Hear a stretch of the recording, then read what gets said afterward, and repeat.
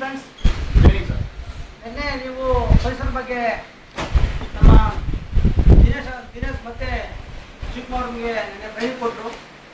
ಪರಿಸರ ಅಂದ್ರೆ ಏನು, ಪರಿಸರನ ಹೆಂಗೆ ನಿರ್ವಹಣೆ ಮಾಡಬೇಕು, ಯಾವ ಥರ ಸ್ವಚ್ಛತೆ ಕಾಪಾಡಬೇಕು ಅದ್ರ ಬಗ್ಗೆ ಹೇಳೋದಕ್ಕೆ ಇದೇನು ತಿಳ್ಕೊಂಡಿಲ್ಲ. ಪರಿಸರ ಅಂದರೆ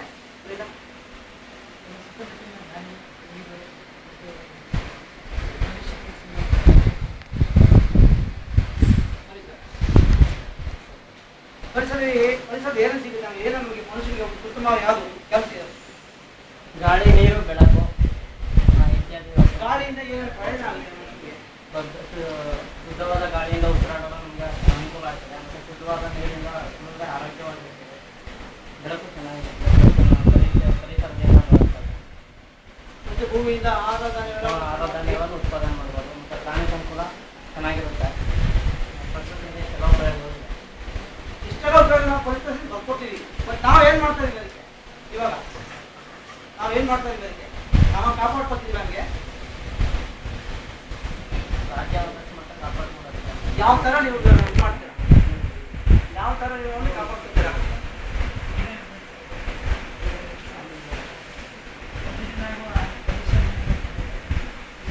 ವೆರಿ ಗುಡ್.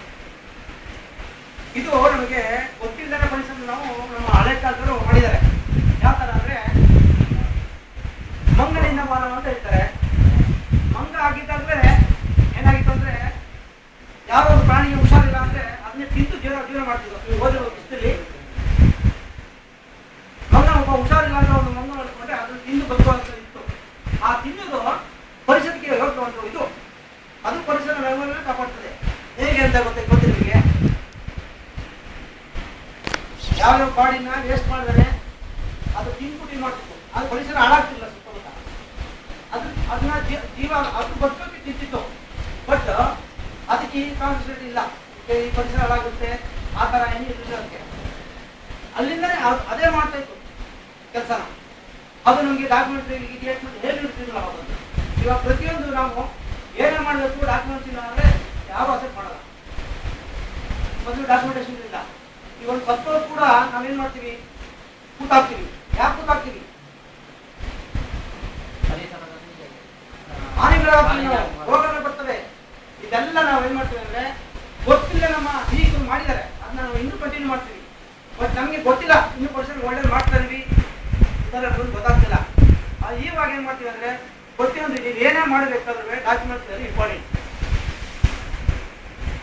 ಸಪೋಸ್ ಕಾರ್ಡ್ ಹಾಕ್ಬೇಕು, ಎಷ್ಟು ಕೆಜಿ ಹೊರಗಡೆ ಹಾಕಿದ್ರಿ ಅದೆಲ್ಲ ಲೆಕ್ಕ ಕೇಳ್ತಾರೆ. ಡಾಕ್ಯುಮೆಂಟೇಶನ್ ಇಲ್ಲ. ಮೊದಲು ಡಾಕ್ಯುಮೆಂಟೇಶನ್ ಇಲ್ಲ.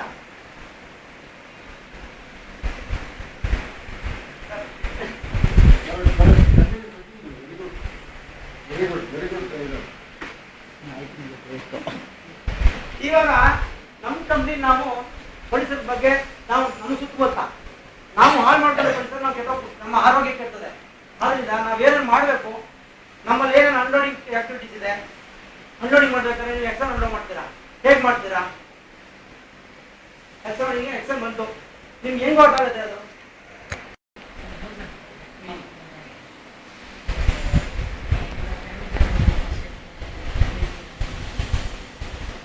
ನೀವು ಸೇಫ್ಟಿ ನೋಡ್ಕೋಬೇಕು.